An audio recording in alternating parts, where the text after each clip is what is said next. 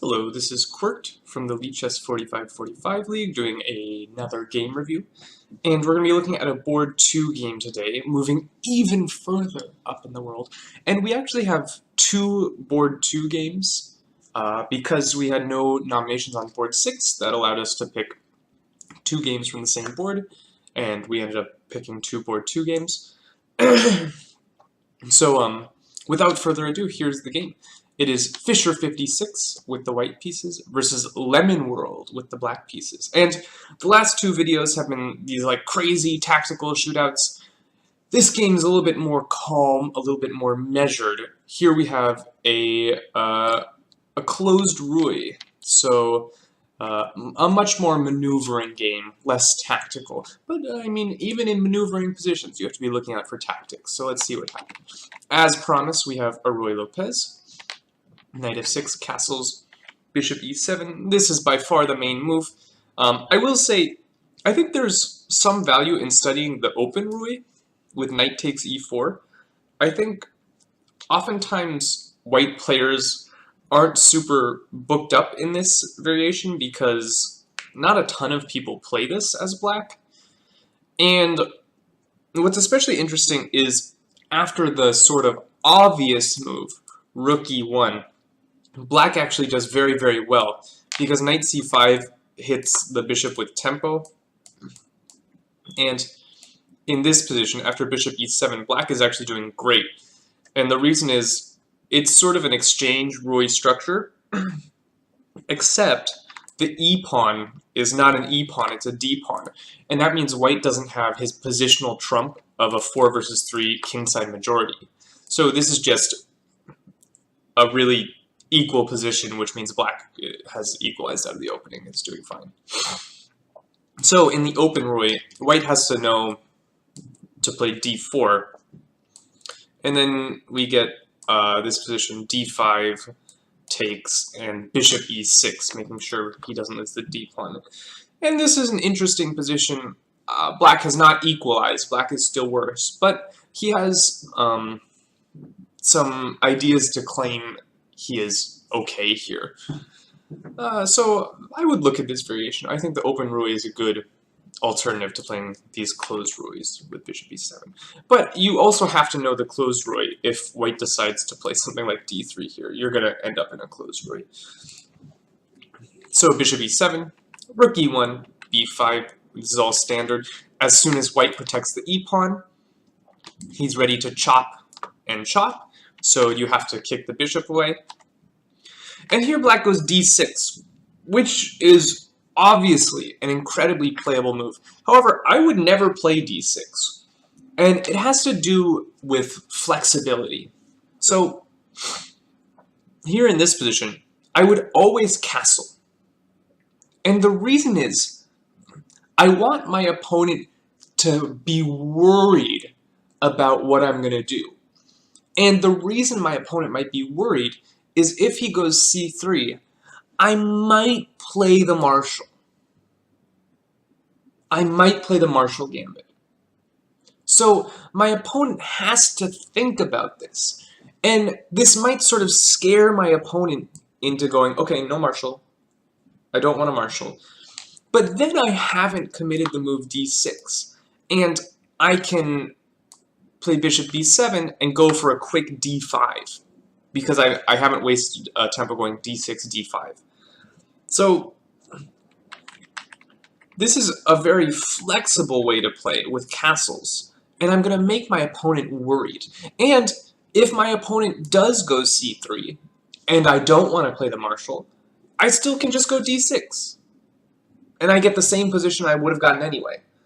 So you can play this move castles, and it leaves your options more open, and it makes your opponent worried even if you don't play it.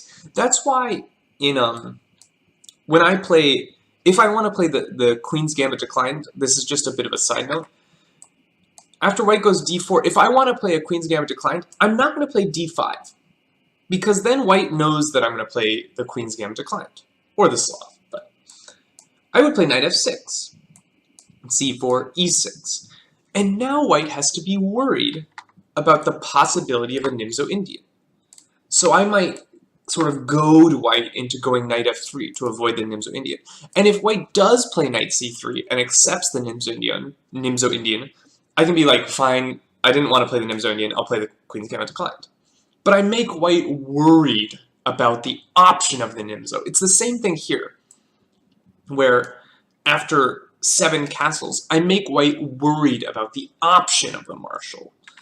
So I would always castle there, but of course d6 is a fine move, total theory, played billions of times, nothing wrong with it. c3, castles, h3. If you go d4 right away, I mean, it's a fine move, but you are allowing this bishop g4, which can be a little bit annoying. It's hard to get this bishop over here, which means you probably have to play h3 and g4 at some point, which is a little weakening. So instead h3 is played, makes a lot of sense. And here black opts for the Breyer variation, or Breyer variation, I'm actually not sure on the pronunciation, with knight b8, which looks like a strange move. The main move here is knight a5, with similar ideas. The knight sort of gets out of the way so that the c-pawn can be advanced, so that black can get some space on the queen side. The reason that the knight goes back to b8 is black is making the claim that the knight would actually be happier on d7 than on c6. And this is not so stupid a claim, because this pawn on c3 is severely limiting the knight here. So after knight b8, the knight will go to d7 and probably eventually to c5, which is a very nice square for the knight. Also, another thing that's nice about not having the knight on c6 is that white's going to go d4, and white always has the option of playing d5, and when d5 hits, it won't come with tempo on the knight, which can be pleasant in some variations. So instead of knight a5, knight b8 is played. I should also mention there's this variation, bishop b7. I actually don't know the name of this variation, but I don't really like playing this way for black. And the reason is after d4, some move such as rook e8. The reason I don't like playing bishop b7 here is when white goes d5, which they often do, it's shutting down 2 of black's pieces. Instead of just one piece being shut out, the bishop or the knight, d5 will limit both of black's pieces, which is a little bit unpleasant. I would wait for black to commit the c-pawn before going d5, but anyway, I think these positions are a little bit nicer for white than the other lines. So I would stray away from these bishop b7 lines and instead go knight a5 or knight b8. Both of them are sensible moves. Knight b8, d4, this is very principled from white. Black has removed a piece from the center, so white says, I'm going to play in the center. Very logical, principled move. Knight d7, that's the point. Knight bd2, bishop b7. Now, there's a double attack on this pawn. So white says, I'm going to go bishop c2. And the point behind this move, bishop c2, is that white would like to move this knight, doing the standard Ruy-Lopez maneuver, but if he were to move it right away, the e-pawn would be hanging. So bishop c2 just lends some support to the e-pawn. Rook e8. This is another standard maneuver. The rook comes to a file that could be opened at some point. The bishop will go to f8, and when the knight shows up on g3, threatening to go to f5, white will play g6. And the bishop on f8 and the pawn on g6, it's a harmonious arrangement because the bishop often comes to g7. Knight f1, bishop f8, as advertised, knight g3, g6. And this is all mainline theory, been played 3,000 times. This is just still a very, very normal position. I'm sure that both the white and black players were familiar with this position. And here white plays another standard idea in the Roy. White plays a4. And the point is, black has extended his queenside pawns, so white is saying he's going to try and create a weakness on b5, or entice you to push further forward. Obviously, you can't go b4 right away, because that would just be a pawn, so that's no good.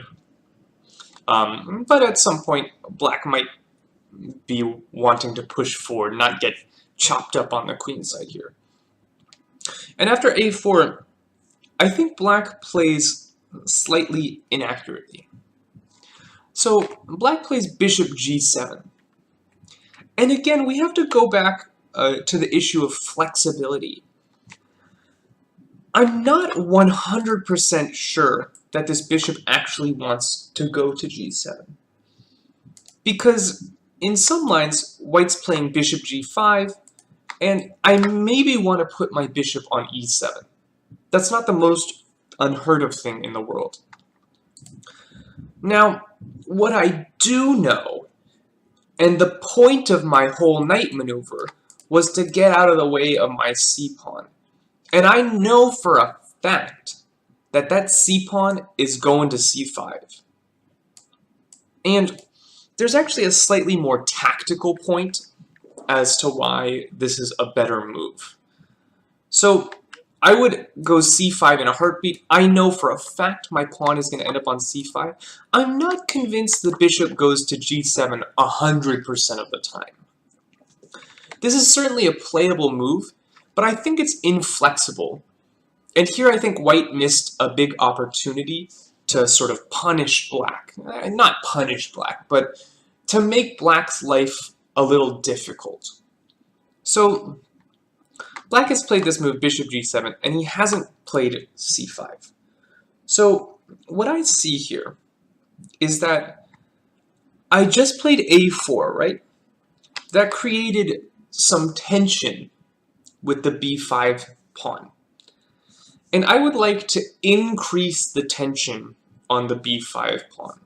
Because I'm putting pressure here, I'd like to add a little bit more pressure. So here white can go bishop d3.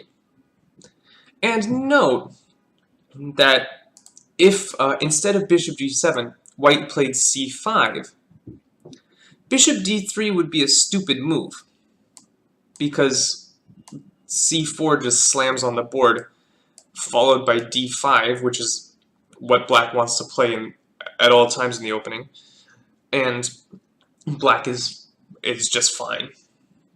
Black has no issues in this position. So after c5, instead of this bishop d3 move, white probably should go d5. But then black goes c4 and gets this square for the knight as advertised. Again, black is doing okay in this position. I'm not saying black is fully equal. White has some nice central space. But black has counter chances on the queen side. This knight on c5 will be very good, aiming at these weak light squares in white's position. So after bishop g7, white should go bishop d3. And it's kind of annoying for black to defend this. You probably have to go c6, but we didn't want our c-pawn on c6. We wanted our c-pawn on c5 to put pressure on white's center, and maybe to go c4 and clear this square for the knight. The pawn on c6 also blocks the bishop, so this is not as good, and white can simply develop either to e3 or g5 and has a very pleasant position. So white missed an opportunity to increase the pressure on b5. Instead, he took immediately.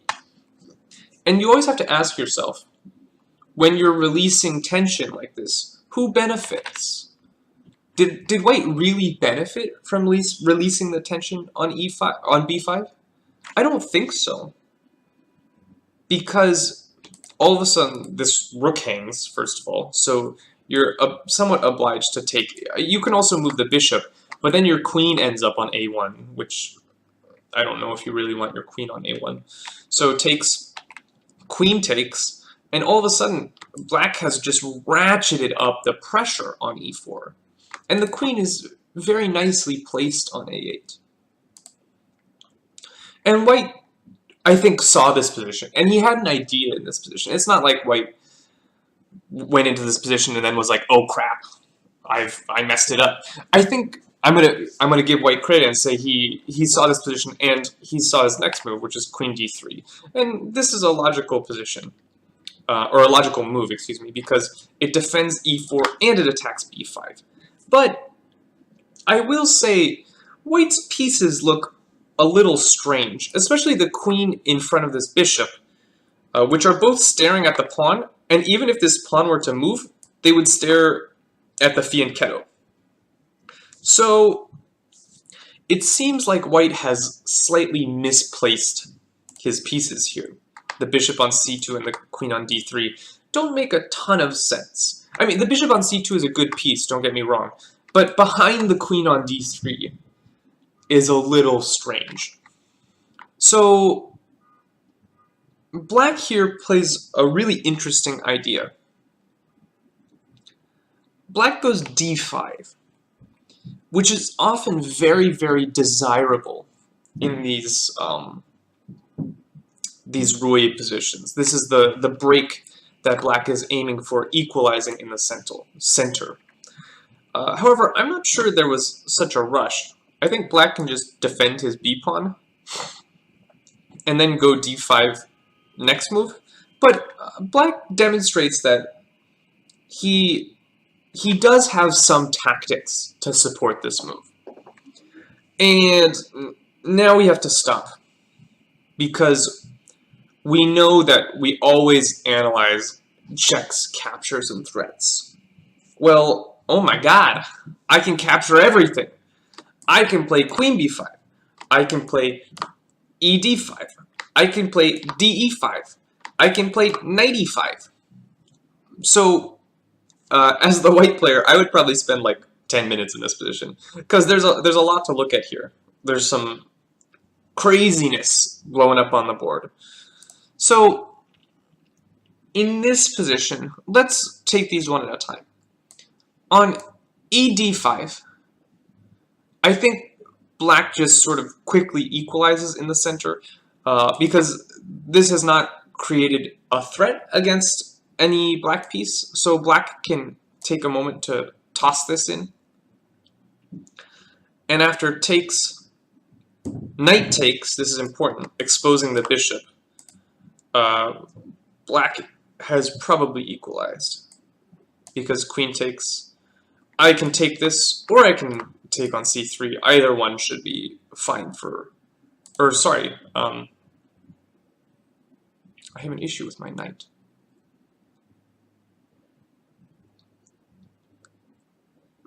Maybe this is slightly more problematic than I thought. So, okay, perhaps taking on d4 was not best. I'll instead play a simple recapture. I'll be a simple man. And here I will have compensation for this pawn based on the fact that this is just gonna hang. So, takes, takes. And I can kick the queen away, I can take this pawn, I can take here. Black has lots of options here. So I don't think e d5 is correct. Black's pieces just seem to spring to life here. After d5, if you go d e5, this is clearly poor, because I take here, and now you have problems. If you want to take this, well, you're ending up losing material here, because I have two minor pieces supporting this, and your bishop is not in the right spot. This is what I was talking about. The bishop being behind the queen makes this unpleasant. So d e5, very problematic for you. Or sorry, d e5, that way, is met by d e4 quite strongly. Okay, knight e5. I'll take, disrupt your structure. And here, white has a couple options actually, because white can choose to take on b5, which is sensible, but white also has this tempo move, bishop f4. I like this move a lot. It's developing with tempo, but it does get a little complicated because black can throw in the intermezzo, d takes e4, and all of a sudden the queen has to move. Let's go to e2, that's sensible. The rook goes back, and now that the rook has moved, I can take b5, but it feels like I lost a tempo there, doing that sort of queen shenanigans. So after knight e5, takes, rook takes, probably best is not to throw in this bishop f4 move, but instead to take here immediately. And then black cannot take because the queen is all of a sudden hitting the rook. So black has to play this move, bishop c6. And we get a position quite similar to one that could have occurred in the actual game. After d5, white played probably a principled move, which is queen takes b5. This was the point of white's play, right? White attacked or took on b5, played queen d3 to attack b5. Black didn't defend it. So if white's play means anything, they should take on b5. And this is a sensible decision. I spent all this time attacking this pawn. If you're going to leave it hanging, I should probably take it. Here black goes bishop c6, first kicking the queen away from attacking this knight. The point is, oftentimes, the black knight is needed to capture on e4, but that would leave the d7 knight hanging. So bishop c6, an important in-between move. Queen e2, and here black showcases his point. The whole point of d5 was to take on e4. But what white has done by taking on b5 and then dropping back to e2 is white has maneuvered the queen out of the way of the bishop on c2. So now white doesn't have the same issues of the queen being on d3, getting forked, and not allowing the bishop to capture on e4. And here, again, white has many choices. This is what happens when black blows up the center with d5. White has to make a choice about how he would like to handle the tension. And when you give your opponent lots of choices, then sometimes they make a bad choice. I think that's something that a lot of lower-rated players don't understand, is that you have to present choices to your opponent. Because if you don't present them with a choice, they can't make the wrong choice. Here, black has played very energetically. He gave white 4 choices. On this move, he's given white 3 choices. And white makes a bad choice. So, if you'd like, pause your video and decide, how would you capture here? There are 3 possible captures. In the game, white played knight takes e4. But a quick sort of tactics check will show us that this is problematic. Because after ed4 played in the game, all of a sudden, oh, this knight is hanging. And, to make matters slightly more annoying, after knight f6, which is very sensible, tossing a hanging piece with check, knight f6, now you don't have time to recapture the pawn because this rook is barreling down your queen. So going back to this critical position, by far the best move for white is knight e5. And the reason is, first of all, we avoid this tactical issue on the e4 square. But second of all, if we take a moment to look at the position, what has black done by initiating this d5 break? Black has given his pieces lots of dynamic opportunities. His pieces are very active, and they're all doing a good job. But he has slightly sacrificed his structure. The c7 pawn is isolated and weak. So, as white, what I want to do is I want to keep the game closed. I want to deny tactics, and I want to play for the ending, where this c7 pawn will continue to be weak. And I will have a stronger, a safer structure than black. So that's why knight e5 appeals to me, as it doesn't allow black to open the position with e takes d4. It keeps things closed, which means that black's dynamic play is less important. And so this move appeals to me for positional reasons, of keeping the position closed and playing against the weakness, and for tactical reasons, that knight e4 is just a bad move. I should mention that bishop e4 loses to similar issues. Now you don't even have a knight to take on f6, so you just lose a piece. This is just terrible. So knight e5 should have been played, and play could continue knight e5, d5, rook e5, and here I wouldn't go bishop f4, because, and bishop f4 looks like a normal enough move, but after rook e8, you don't really want to take this pawn because there are some issues here with e3, unleashing the battery, unleashing the rook. So bishop f4 may look appealing, but probably not a good move.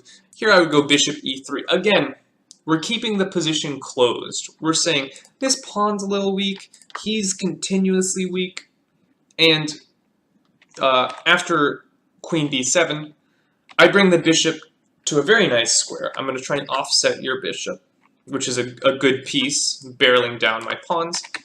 b4, and black can continue to play dynamically here.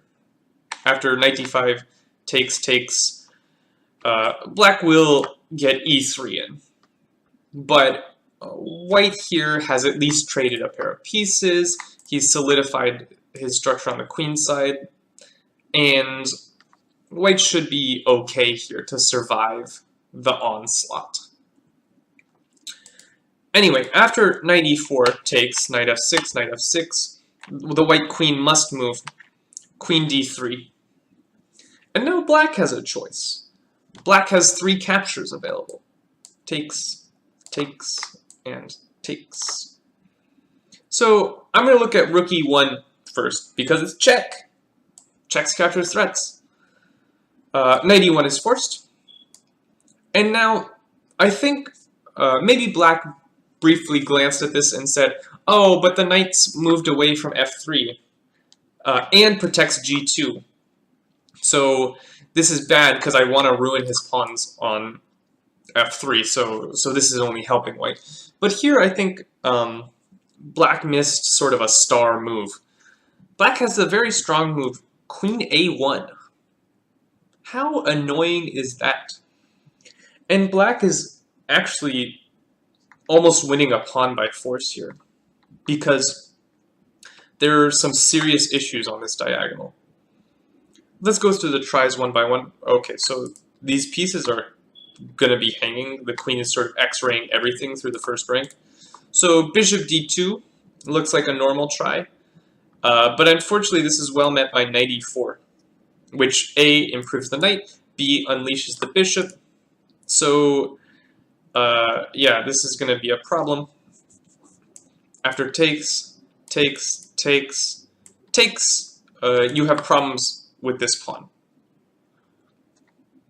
I mean, you can go d5, but then I just move, and now you have a weakness, right? And I have the bishop pair, so black's position is quite nice. Remember, we were trying to play against the c7 weakness, but unfortunately it's just not going to happen here when I have a weakness of my own. So that was bishop d2. After queen a1, bishop b1 looks like a normal move. Unfortunately, it's losing to bishop e4. You put your bishop on an attack square, I'm skewering you to the bishop, you lose a piece. So after queen a1, kind of an only move is queen d1, but then you just lose a pawn. Bishop d2 is also playable in that position, but black's position just looks dominating after bishop d2. So, I mean, this is a good way for black to play. Black's up a pawn. What could possibly be bad about that?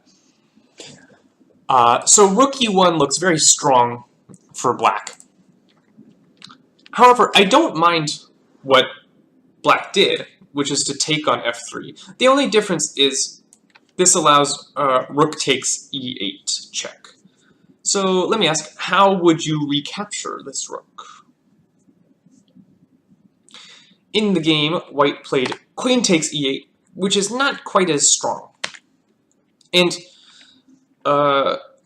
queen takes e8 has a point. And the point behind queen takes e8 is you cannot play queen takes f3 because I pick off your bishop. Very sad for you.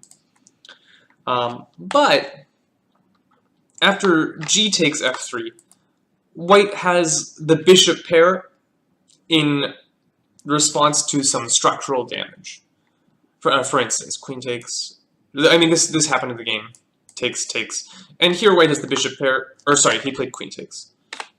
Here white has the bishop pair, but severe structural damage. It's probably about equal, I would say. The bishops are very good on this open board, although this bishop is kind of bad right now. Instead, black had the option of going knight takes e8. And this is the point behind this move, knight takes e8, which would otherwise not be a desirable move because we've moved the knight to a terrible square on e8, is we unleash the bishop on this diagonal. This is a common theme, in that black has issues with the tension on this diagonal. And after g takes f3, takes, b takes, I have that same annoying move, queen a1. How annoying. And it looks like I get to grab a pawn again here. Now this position is slightly different in that you actually got the bishop pair in this position, which means you have more compensation than the other position, but it still looks very good for black. It's a pawn. I love pawns. So queen e8 played, probably not best. Knight e8 just unleashing the bishop. And we see the value in checking all of our forcing moves. Because I have a feeling, at least I know that in my play, I would like flick out queen e8. Because knight e8 is ridiculous. Why am I putting my knight on the e8 square? But if I actually stop to analyze knight e8, I'm like, oh wow, black has like, or white has some concrete issues. So queen e8, gf3, dc3, queen c3. And now we arrive at this position that we've talked about. White has the bishop pair, white has structural damage. That's probably about equal. Queen e2, just coming in, bullying white a little bit, saying, if you take my c7 pawn, I will take your f3 pawn, and we'll see which pawn ends up being more important. Queen d3. Here I think white realized something. White realized I should get the queens off, because even though it looks like an ending would be unappealing for white based on the ruined structure, white's king is much less safe here. So white, it does benefit white to get the queens off the board, because these bishops should be able to hold their own in the ending. By no means is this the only move, but I think it's a sensible move. Just white trying to get the queens off. Check, queen f1, queen goes back, queen d3, check, queen f1, queen goes somewhere else. This is black saying, no repetition, I think I should win this position. I'm going to try and win this position. Queen c4. And here, black has to come up with a new idea, right? Because otherwise, I mean, what's the queen going to do by itself? And black plays, I think, a very sensible move. The move knight h5. And here the knight is targeting the very, very weak f4 square. So this move makes a lot of sense to me. trying to improve the knight to a very powerful square. And here I don't love white's move. White plays the move b4. But when you're in an ending, it's sort of a balancing act. The further forward your pawns go, the more valuable they are, because they can become passed and quickly run down the board, but also the more vulnerable they are. So this pawn on b4 is slightly more valuable because it's one move closer to queening, but it's also quite vulnerable. It's going to be much easier for black to attack this pawn than way back on b2. Now, I see the point in this move. White is getting the pawn off of b2 because he wants to move his bishop somewhere, but I don't know, the pawn just seems like it might come under fire here, and black will continue to tie white down to this pawn. Instead, I'd think about improving my pieces here, because I have two languid pieces here, just sitting around chilling, doing nothing. And especially, when you have the bishop pair, it's important to realize, what's your most important piece? Your most important piece is always the unopposed bishop, and you always want to play on the color of your unopposed bishop. So I think incredibly sensible here is the move bishop b3. This piece was doing nothing on c2, and it's my most important piece. I need it to play in the game. And if black would like to continue, he's going to have to babysit f7 for the rest of the game. And that's not easy to do. This battery is very powerful. So black would have to play something like this. But now the black queen is very restricted. How is black's queen ever going to get active when I have continuous pressure on this, this f7 point? In fact, I feel like I can just go king h2, king g2 forever. And I don't really see how you plan to progress in this position. Like if I go king h2, I just don't see what you're doing here. So I think this was a good way for white to play. But okay, b4. It's not a game-losing mistake, obviously. I just feel like the pawn has become weak, and we have some pieces we'd like to activate. Queen e5, bishop e3. Again, I think this is powerful. Maybe, I mean, he's worried about the fork, but bishop b3 tactically defends the fork. But okay, bishop e3, queen c3.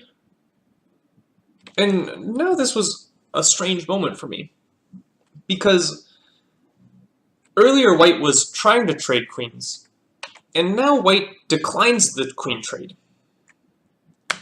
So now it feels to me like white is playing for a win, but I don't understand why. Like, I don't see why white can be better in this position. And when you're in a drawn position and you're playing for a win, oftentimes what that means is you're playing for a loss, because you're in danger of doing something dumb and just losing. I mean, I don't see anything wrong with this position for white, but the pawn has gone a little bit further forward, right? I would be slightly worried about this, but at some point, white can go b6, trade the pawns, and then it's just really drawn. Not much to play for there. I mean, black can play bishop e5, bishop f4, and try and secure this square, but it should still be a draw.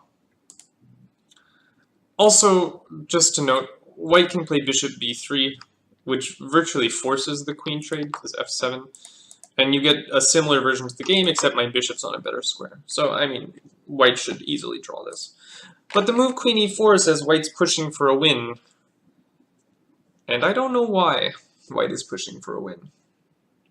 I don't think white can ever really win this. Perhaps white was thinking he had some back rank tricks here, but they don't work, very sadly. Check, queen e5, and queen a8 check. This is what white was, I think what white was playing for, bishop c5, which looks nice, but I think white missed black's nice defense. Maybe what white missed was this very accurate move, queen a1 check. And the point is, I force your king to go to a problematic square, g2. Perhaps white was analyzing simply queen e5 check, but even here, black should be okay. I mean, at the very least, I have some sort of perpetual queen e1, queen e5. But queen a1 check is a nice move, putting the king on a somewhat awkward square. And now this tactical variation isn't working because of knight f4 check. King f1, queen e2 check, king g1, queen e1, king h2, knight e6. Black's point. Black has maneuvered the knight to a strong square, and he's defended his f8 bishop and thrown a punch at the c5 bishop. And here, white really goes for the gusto, but this is a step too far. And this is what I mean when you try and win a drawn position, sometimes you lose. Here, white's already in trouble because the threat is to take this, to take this and take f2. So white probably has to play some move like king g2, defending the f2 square. But after takes, I mean, it's opposite colored bishops, so white has drawing chances, but queen's on the board and an extra c-pawn, that's not pleasant. So I think this is quite problematic for the white player. The position's already difficult. But after queen e8, the position is simply lost. So take a moment here. Decide what you would play for black.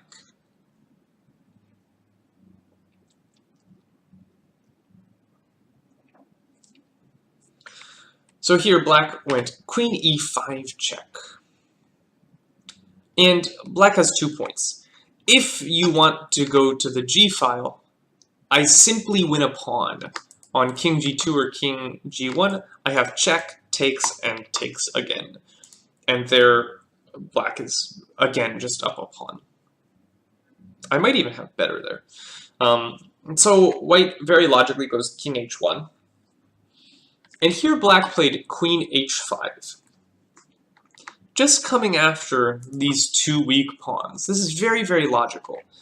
Black actually had a better move, but it's a difficult move to see, and both players were probably in time trouble. This is move 42 already, which means if they weren't in time trouble, they weren't managing their time properly. So the best move for black here is the move queen e2.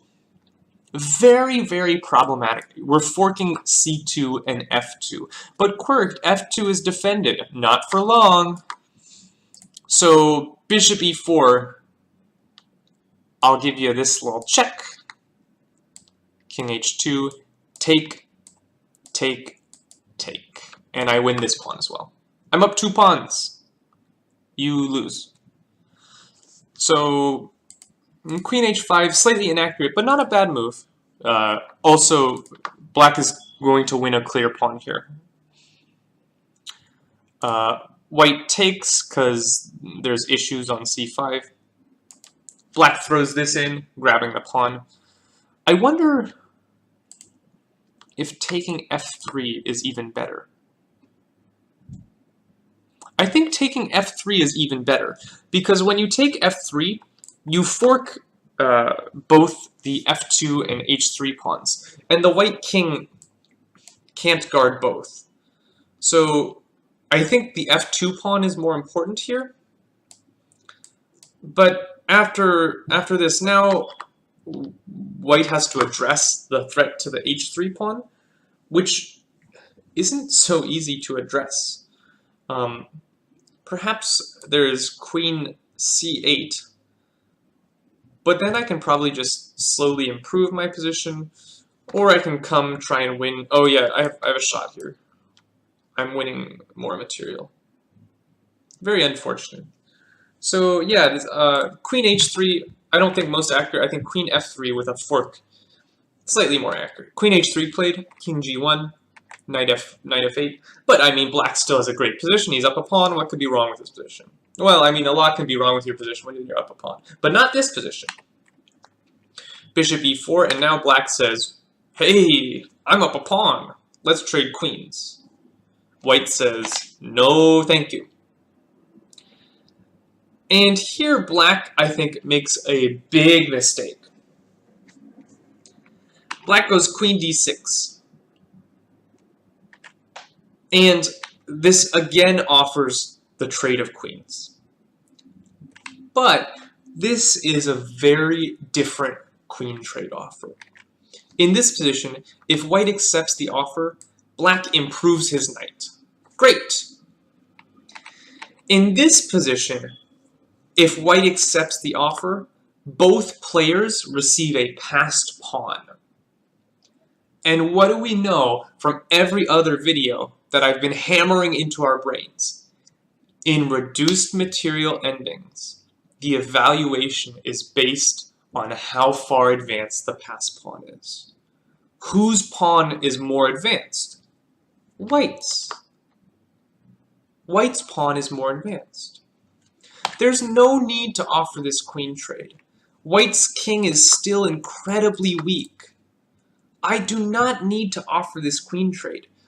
This gives white such huge drawing chances based on the strength of his b-pawn. This b-pawn is going to run. And what's even worse is the b-pawn is miles from the black king. It's all going to be on this knight to stop this. Bishop c6, knight e6, b5. And this is black's last opportunity to win. Because if the pawn arrives on b7, white is really drawing quite easily here. So black cannot allow this pawn to show up on b7. That is too strong of a pawn. In the game, black played knight c5, which just allows me a quick b6, b7. And there I'm doing fine. But black has a much better move in this position, and that move is knight d4.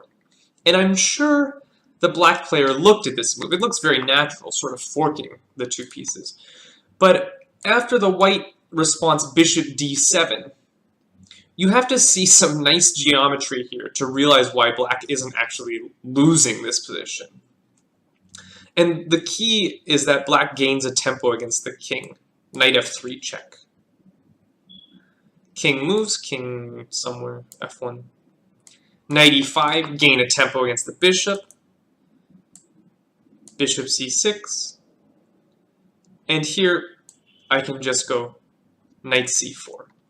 And your pawn will not reach b7, which means I will win.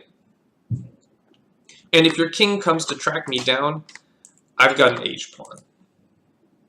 So king e2, I can bring my king. I think I can probably just go h5.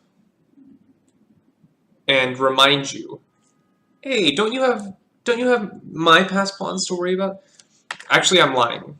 You don't have to worry about this passed pawn because of your bishop. So you should bring your king. h5 was a bad move. You should bring your king. So, yeah, that was black's last winning opportunity. After knight c5, b6, easy move to play. Knight a6, b7. The pawn has reached b7. The bishop is supporting it. This means that black has to spend a million years bringing all his pieces over here, and in that time, white's king is going to do some dirty things to you. So here we go, king, king, king. Knight b8 isn't necessary, but it's played. f6, just attempting... well, first of all, the king can't move because the f-pawn would hang. Although, I mean, this is certainly playable with the idea of going king c6. But here, I mean, white is no worse after a move like this. So, black goes f6, that's fine. King comes, king, pawn. Black's going to go f5 and disrupt the black, or white's going to go f5 and disrupt the black structure. King c7, f5. And here black goes g5, which I would not want to play. And the reason is, you're allowing white's kinging. And if you're not careful, you might find a way to play for the loss as black here. Here, after... again, it's about tension. Who gains from resolving the tension? Well, clearly black doesn't want to take.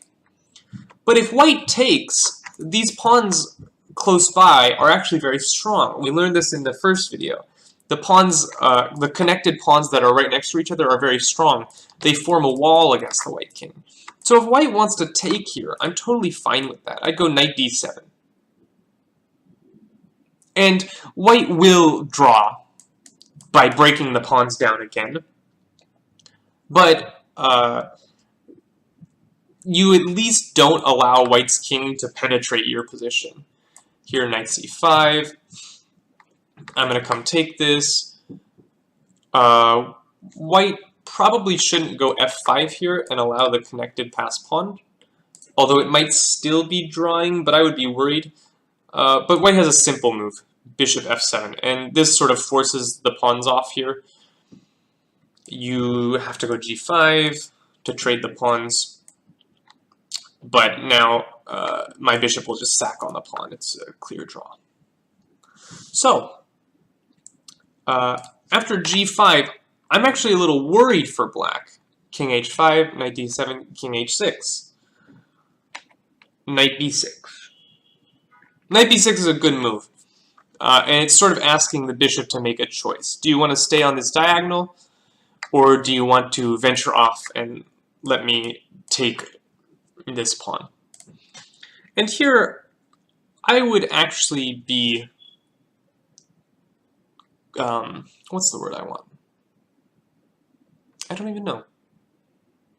I want to move the bishop off this diagonal. And the reason is, say I go somewhere. Let's go to g2 so I don't get hit by g4. This was played in the game. You're forcing black to play a move he wants to play, and that's d5, and push his pass pawn. Whereas here, if I go bishop e6, for example, the bishop on e6 does some important things. And one of the important things that it does is it prevents your knight from coming to these squares and protecting your f6 pawn. So you can push your pawn, but now I'm going to take all your pawns. And if you're not careful, I have an f-pawn. So as black, you might be the one actually trying to draw. It is still drawn, because you get enough counterplay here. But you have to play carefully, because the king just comes and I run my pawn. It's a draw.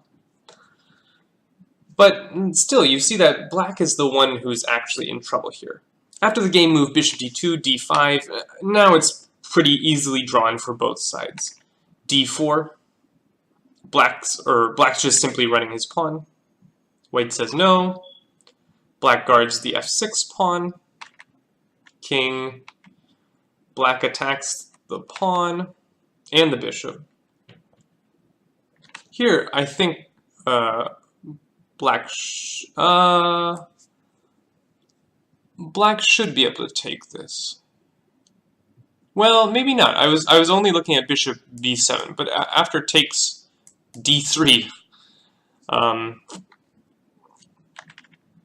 this pawn is hard to stop. So, oops, sorry. Oh no, where's the position? d4. I think black makes a good decision, realizing, I don't know if I can take this and allow this pawn to drop. So knight back to d7. Here black goes g4. I mean, he can easily repeat with knight c5. But g4 just takes this square from the bishop. Not a big deal. The bishop goes to a different square. d3. Knight comes in guarding f6. But now white grabs the g4 pawn that got extended. Takes, move the bishop. d2. White can no longer go back and guard the f6 pawn because of the well-placed bishop on f3. So d2 takes check. This is an interesting, a funny little trick. You can't take it, of course, because of queens, so the king has to move. And now the knight gets back to guard the f-pawn. The bishop is tied to the d-pawn, and both pieces can sack for the pawn when needed. Takes, and this is just a draw. Because black can sack the knight whenever he needs to, white can sack the bishop whenever he needs to, and both sides will be left with a single minor piece which will not mate. So a very interesting game, maneuvering game. Some good points to go over here. First off, building tension. After bishop g7, we don't want to take on b5 right away. That releases the tension. Since black will never take us, black can never push past, we would like to, instead of taking, we'd like to increase the pressure, ratchet up the pressure on that b5 point. The other point is, oh yeah, calculating all of our forcing replies, right? We had 4 forcing replies. We played a good one here. We played a bad one here. Knight takes e4 is not the only forcing reply. And it doesn't take long to see that there are some severe tactical issues with this move. So if I'm in this position, I would be like, ooh, I don't want to play knight takes e4. I really don't want to take bishop takes e4. Let's at least look at knight e5. And knight e5 looks like a good move. Then, oh yeah, same thing for black. Look at all my forcing moves. Rook e1 is a very good move. Just breezing through. And then in the ending, don't play for the win in a drawn position. Especially from the white side here. Like, black can play for the win fairly easily and not ever be worse. But with white's king so open, white can easily like find himself mated or find himself losing pawns left, right, and center. So white should never play for the win here. Here, just trade the queens and draw. Perhaps it was a league situation where white needed a win for his team. But even still, I would just try and draw this game. I can never be worse as black. So a good game for both players. I hope you enjoyed the analysis. As always, please leave any comments, constructive criticism below. Always appreciated. And I hope you enjoyed, and I'll see you in our next review.